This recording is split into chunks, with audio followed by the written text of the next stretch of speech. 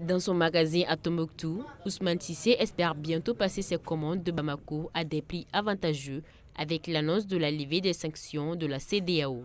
Le problème d'embargo en Tombouctou, ça joue sur nos commerces. Trop. Par exemple, tous les marchandises qui quittent vers Bamako est devenu cher. Mais les commerçants détaillants obligés d'amener ça pour la population. Que vraiment l'embargo est enlevé, ça arrange les populations. C'est pour cela qu'on a accepté. Ce qui range les populations, ça arrange un commerçant.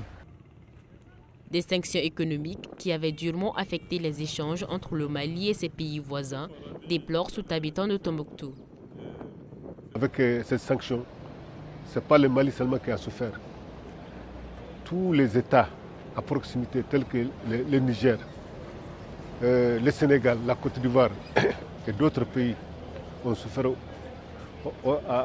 autant que le Mali. Donc ce que je voudrais que les chefs d'État comprennent, qu'ils prennent compte des intérêts des populations, parce qu'ils sont là au nom des peuples de l'Afrique. À Bamako, c'est aussi un soulagement pour les différents secteurs d'activité. Même par rapport à l'aéroport, les avions qui venaient, Air Ivoire, Air Burkina, Air Sénégal, bon, il n'y avait plus de vols en provenance de ces pays-là. Pour passer vers Sénégal, il faut passer vers Mauritanie d'abord. De Mauritanie, tu rejoins la Côte d'Ivoire, ou bien le Sénégal, ou bien le Burkina Faso. Ça ne peut que rendre fluide les échanges que nous avions. Quand on regarde le blocage qu'il y a eu au niveau des matières premières des usines, ça a bloqué l'activité de beaucoup d'usines qui ont été obligées de mettre, soit de licencier une partie de leur personnel, soit de les mettre en chômage technique.